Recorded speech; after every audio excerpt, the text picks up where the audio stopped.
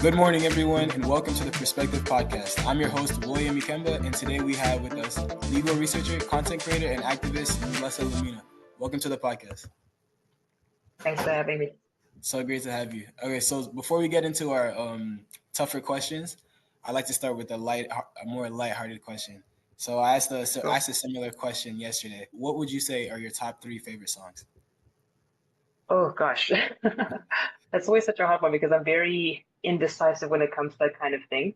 Okay. Um, but I would say that one that kind of comes up consistently that I actually remembered yesterday is 7 Seconds by Yusundur and Nene Cherry.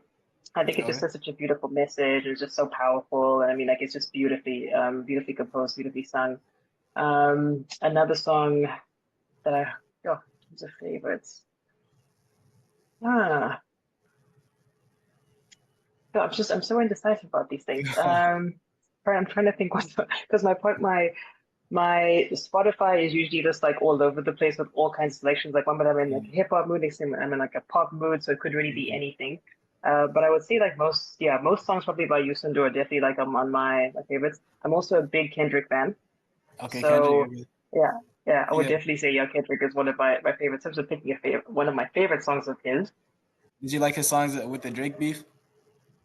Oh yeah, yeah, of course. I'm definitely Team Kendrick all the way on that one for sure. But I would say that King Prince is definitely one of I think my favorites of his. Um, Another song that I love that I like I play quite consistently is Golden by Jill Scott. Just such a great song just to get you in the mood in the zone. Just have I guess like an attitude of gratitude for the day. It's just a beautiful, yeah, uplifting track.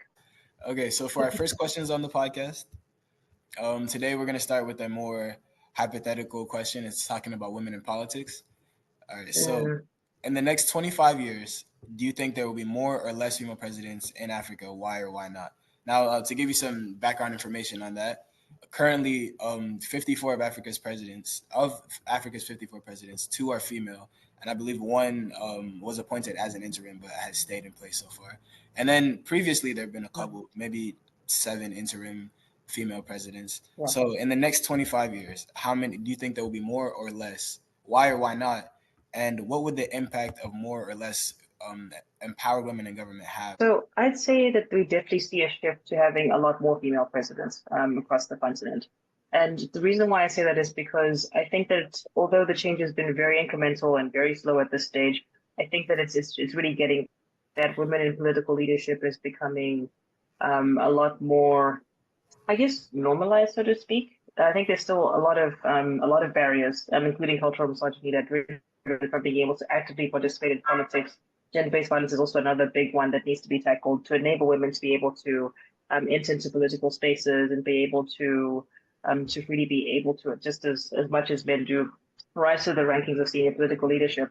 And I think that it's going to get better in the next 25 years, certainly. I think that it will definitely be a shift, especially with women of, I think, generation before mine, my generation as well, being a younger millennial. I definitely see there will be a lot of shifts amongst us Um, in terms of us rising to political leadership. yeah.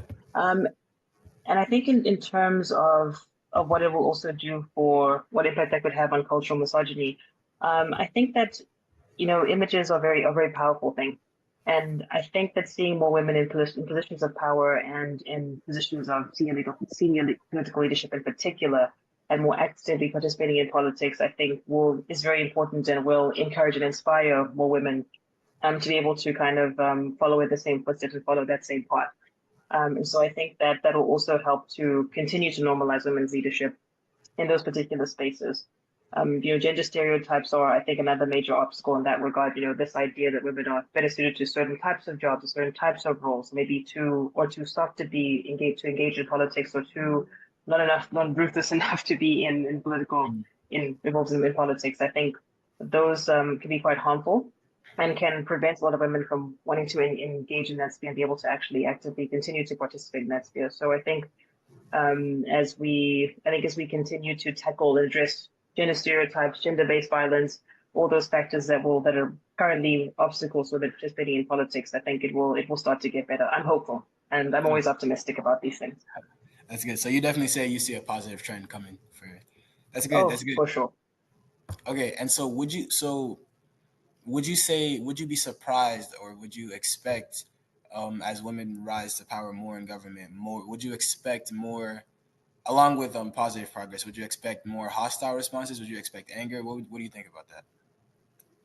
I definitely think that there would be. I think that we've seen from, I think, yeah, in the USA, with elections that with the presidential candidates we've had, for this election, Kamala Harris, and then the previous election, Hillary Clinton, and even just in general in Africa in particular, I think that there'll always be that kind of backlash, and this idea that culturally speaking, women are supposed to be doing only certain types of jobs. Women have no place in politics, so to speak. A lot of people, I think, still think that way, and I think there's also another big problem of internalized misogyny as well.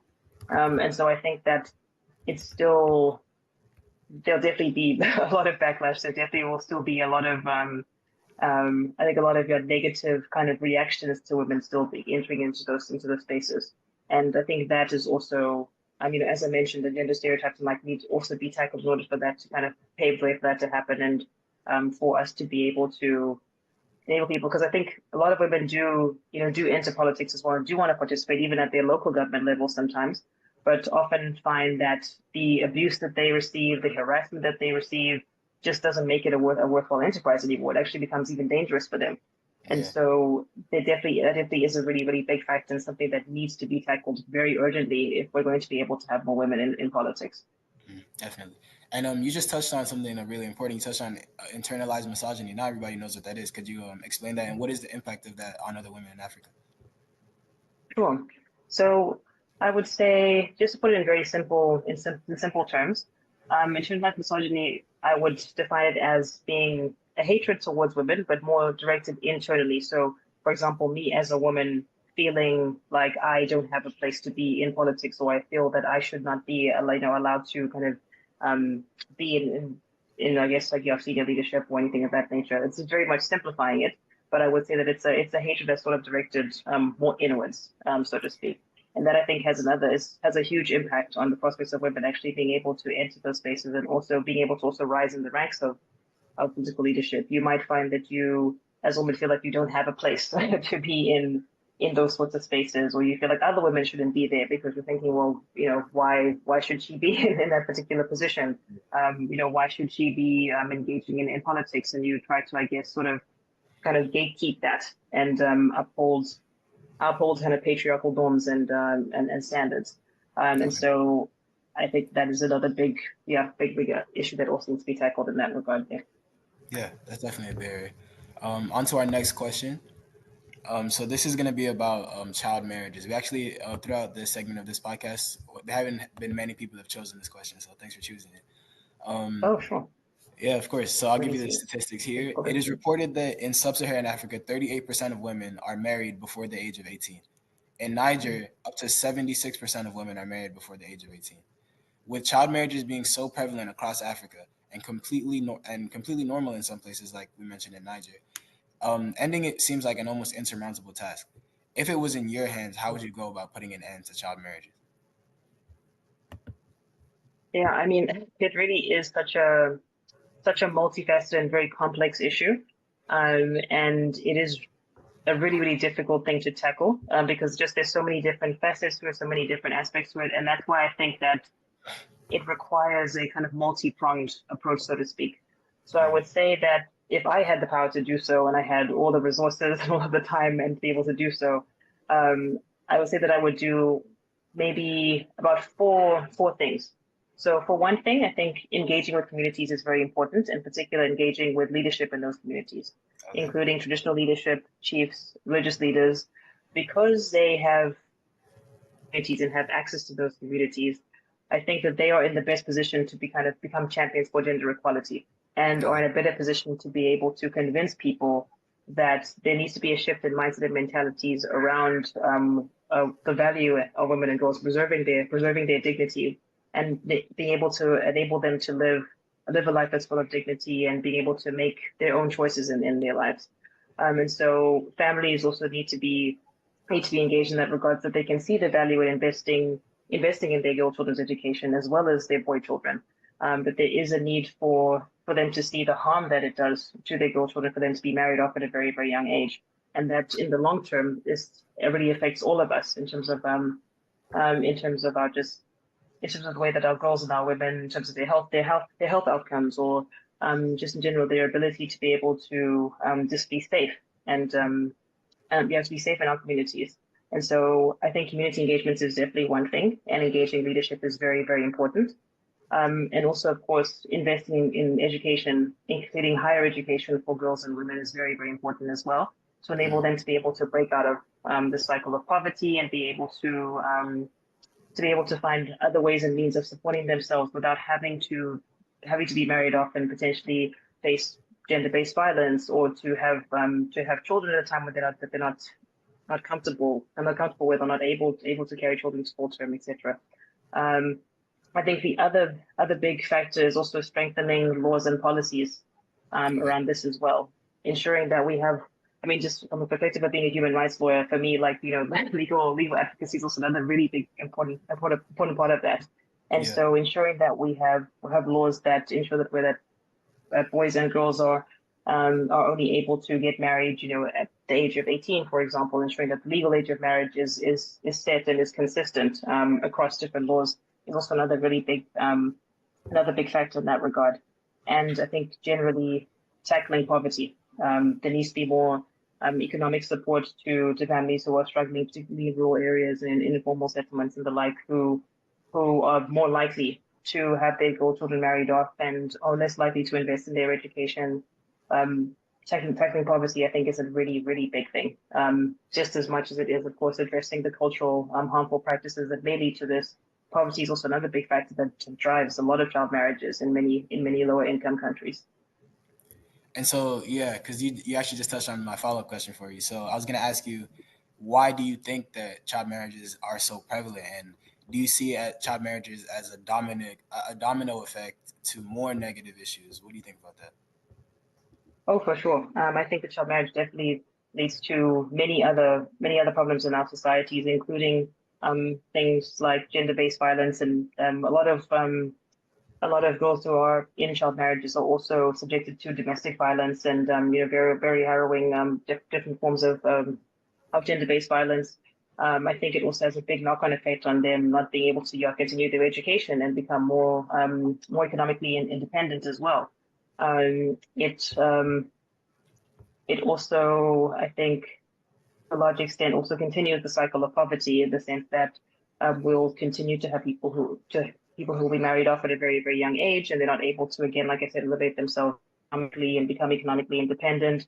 If they lose that, support system in the form of the person who they were married off to, who has maybe died, because usually it is quite a big disparity in terms of age with between the girls who are married off and the men they married off to. If that support dies, then that person's providing with support dies, then that also means that they don't have a chance as well to also survive and fend for themselves too.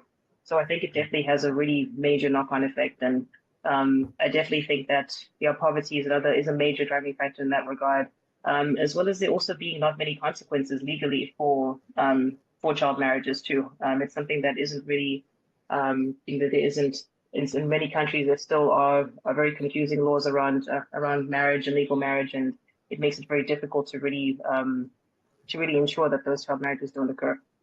Yeah. And so hypothetically, like, when you see numbers like 70% of women are married before 18, if we saw a lot less of that, what would you say? And, there was a pathline for maybe women to get to college and to high school and to college and into the workforce. What impact would that have on society as a whole? Economics, law, whatever.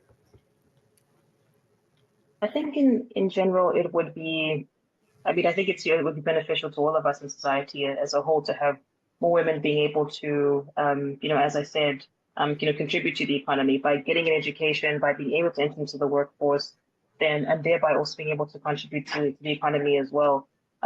We also think would see a lot less people who would, end up being poor as well, because they are able to support themselves and are able to look out for themselves.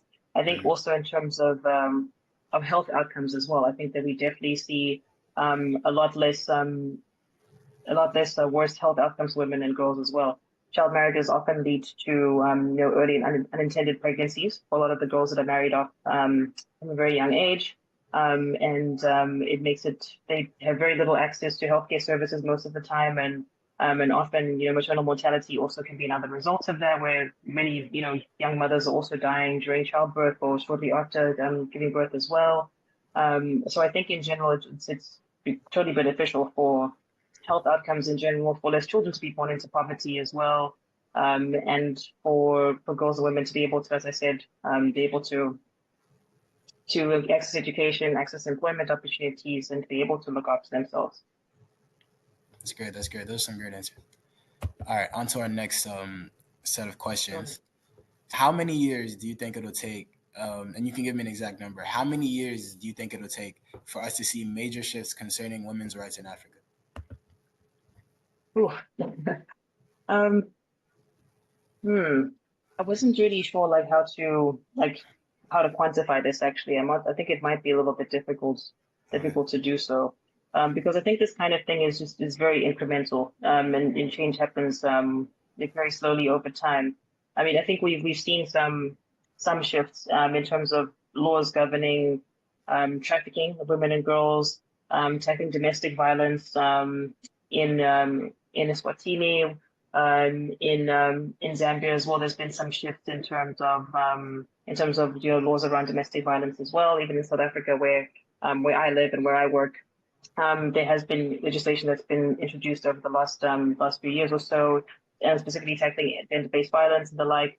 We've seen, of course, more women occupying senior political leadership in Ethiopia and Tanzania, Togo and the like. There's been a lot of really great changes, but there's still so many so many issues that still need to be tackled.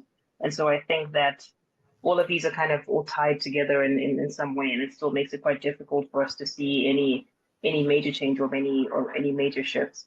I think maybe it's possible potentially, I guess, in 10 years' time that we might see just a general, I think, like major shift in more laws maybe around gender-based violence, for example. That's been a very prominent human rights issue and a very pressing human rights concern that has seen a lot of kind of more legal interventions. And we see more political leadership speaking out about gender-based violence. More communities are doing their best to speak out about it and respond to it. And I think with the advent of social media as well, becoming like awareness around these issues also become a lot more heightened now. And so I think maybe perhaps in the next 10 years, I think we will definitely see some shifts. But I think the change is still very it's still very slow. And as Mhm. much as I'm very optimistic and I feel like positive that there could be some more change, there's still needs to be done. Yeah, and you think a shift in the treatment of women with that? Could you say that that could also be tied to an economic growth for Africa? Do you think that that would happen like as slowly? Do you think it would be a direct impact? What do you think? So I always think that mindset shifts are also like another big part of this kind of work to getting to that point. As much as like I've said, I'm a human rights lawyer and I work in the legal advocacy space.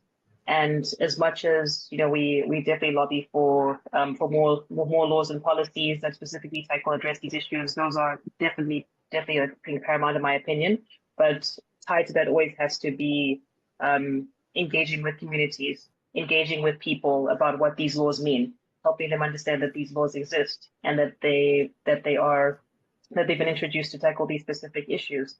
Being able to engage in communities and have them shift their mindsets and move away from gender stereotyping and move away from cultural stereotypes that are harmful and cultural practices that are also harmful as well, and help them understand why these laws have been put in place as well, and also have them be involved in the process of also creating laws that would eliminate harmful cultural practices, tackle gender-based violence, etc. Um, and so I think that definitely has to be part and parcel of it. I think that it's definitely been another major factor or major hindrance, I think, to women's rights being first seeing progress in terms of women's rights. And there still needs to be that shift in mindset mentalities to understand what the particular pressing women's rights issues are. Awareness raising, I think, is really critical in that regard. And I think that's also the other problem is that a lot of people also just aren't aware of what is happening around them sometimes, or aren't Yeah. aware of the magnitude of the problem sometimes. So I think that's also another thing that definitely needs to be addressed. Okay, that's great. And you've also touched on community outreach a lot, so I wanted to go over that. So I want to ask you, do you think that community outreach is because some people will go out and they'll try to connect with people and it just doesn't seem to work, and maybe you can come to the conclusion that Mm, they don't see the point of it. Do you think that yeah. community outreach is worth it? Do you think there's a way to do it that makes it worth it? What do you think? I definitely think it is worth it. I think in my experience, the thing that works is, and I think I might have touched on this in the previous point, is engaging with trusted leadership and communities. I think a lot of people generally, especially people who are most affected by a lot of the issues that we've been speaking about, women and girls, I think they benefit a lot from being able to hear more and learn more about women's rights, learn more about what their rights are in terms of living a life of dignity, having the right to health, right to access sexual reproductive health and services. All of them actually just aren't even aware of it in the first place. Mm, And so I think like engaging people who are most affected by the issues is the most important thing, and especially in doing work that involves legal advocacy and trying to introduce legal and policy change, it's actually essential and actually something that has to be done in order to ensure that these laws are tackling the correct issues and in a way that actually benefits societies as a whole. I think that one of the best ways to do it is to also ensure that you're not coming from a standpoint, especially if you're an outsider, coming in from a standpoint of trying to preach to people or trying to, force them to change their mindsets. It's important to engage with people who are, again, respected leaders in the communities or people just general community leadership, but also other people's peers and the like, and get them to also help be able to change those mindsets and those mentalities. People, I think, are more likely to hear from other people who are just like them and who live within their communities and who understand the issues a lot more. Sometimes, as an outsider coming in, you don't always have a true sense of what the issues are. You know that there's a lot of difficulties and a lot of big human rights concerns, but sometimes we don't always understand the full picture of why these exist in the first place.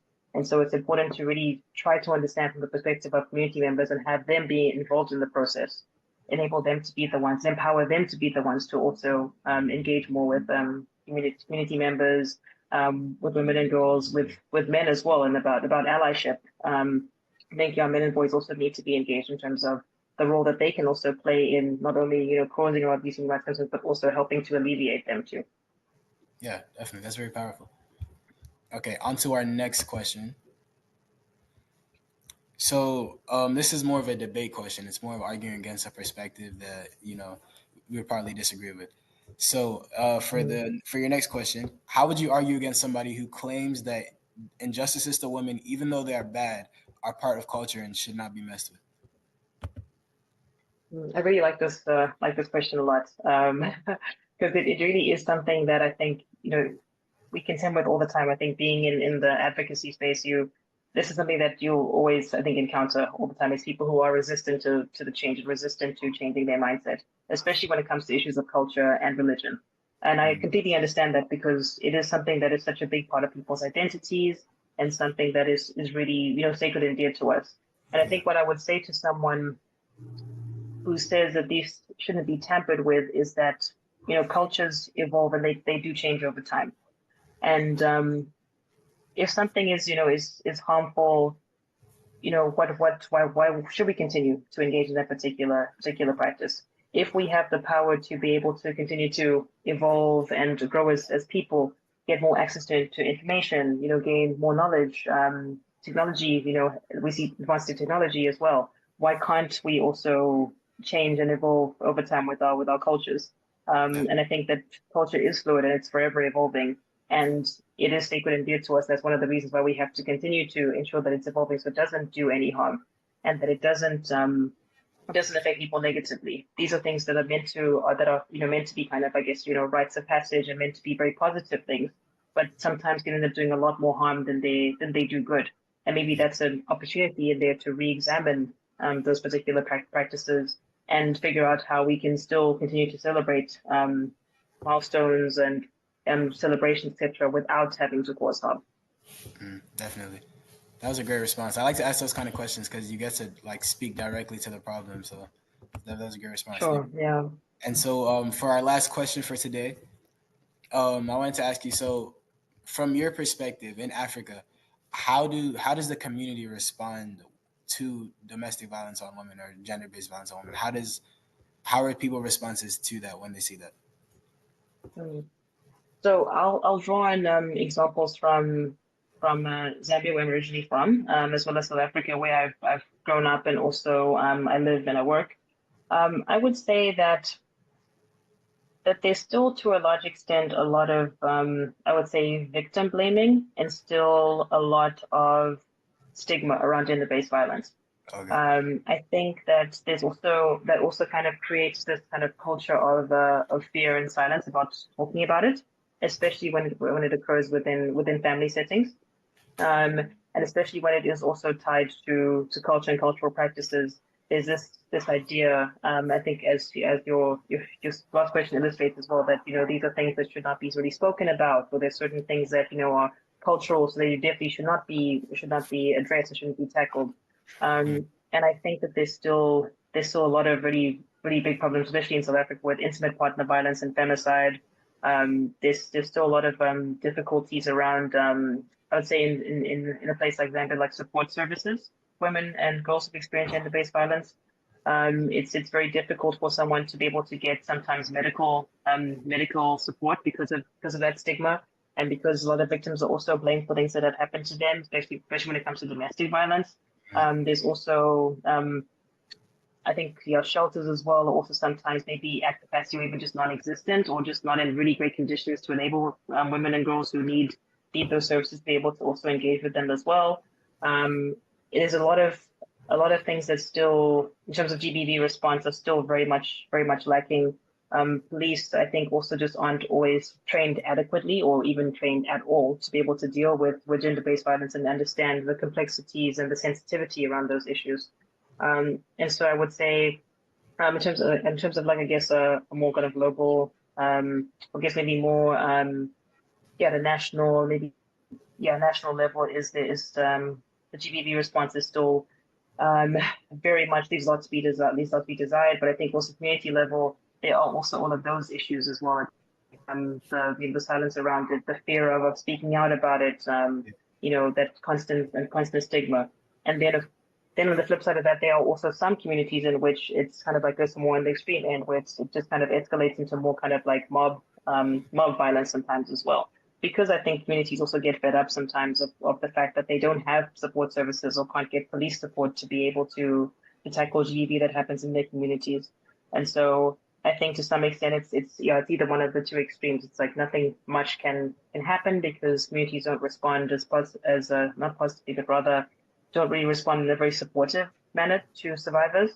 Mm, Um, but also at the same time maybe get to a point where they are just so frustrated, where they just feel like they have to take matters into their own hands, yeah, and sometimes have to deal with the problem themselves. yeah. And so you touched on victim blaming a lot. Why do you think people do that? Is it like, are they afraid to step out of what's maybe the status quo, what's seen as okay? I think there's so many different reasons. I think that's definitely one of them. People are sometimes just afraid to, I guess, rock the boat, so to speak, or are afraid of what impact that might have on their own family. In a lot of cases, I think it's also to do with maybe sometimes the primary caregiver in a family might be the one who is perpetrating the violence. And it might be difficult to want to stand up to this person because you don't want to lose your financial support system. I think that's also another big one too. It's also, I think, deeply ingrained, deeply rooted cultural misogyny, and this idea that women shouldn't speak up against their husbands. They should know their place, and they shouldn't feel that they can speak up out against a man, whether it be a husband or an uncle, brother, whoever else it is. And so I think that all contributes to that. So it's much easier sometimes for people to feel like they can just maybe blame the person and tell them, "Hey, what did you do?" And maybe you should change your ways to just keep peace. I think even in many different types of settings, it's difficult for people to feel like they can actually speak up about the violence, and also sometimes worried about the backlash that they might receive also by speaking up out against violence, because there's still so much backlash that people might get from it as well, and also a lot of pushback from within their own families, within their communities. So sometimes it's just people feel like it's just easier just to blame the person who is she's trying to survive, blame them for everything that's happened to them, Yeah. And unfortunately. so, what could you see happening if we no longer, if communities no longer blame the victim and instead called the truth as it was? What positives do you see could come out of that? I think if we go from victim blaming to finally addressing perpetrators, I think we will see a lot more people being comfortable with being able to speak out, being comfortable to be able to engage support services. I think that a lot of support services will also be a lot more receptive to survivors of gender-based violence and enable them to be able to engage with their services. I think it will also do a lot for eliminating stigma around this and helping people talk about this a lot more. The problem with just continually keeping quiet about things is that people don't feel like they can get the help that they need. There needs to Mm. be a more supportive environment and a more nurturing environment for people to feel like they have the ability to be able to speak out and to get the help that they need. And so I think that if we can shift that in particular, that'll really make a huge difference to being able to tackle the problem of gender-based violence because it really is fueled a lot by that culture of silence and culture of fear. It's really very much driven by that and continues to be a problem because of that. So thank you so much for being on the podcast today. Thank you for sharing your perspective. We learned a lot about what is going on and the current state of affairs in the world. So it was great to hear from you. Thanks for being on the podcast. Thank you so much for having me, William. It was really fantastic questions. It's great to talk about these issues and really unpack them.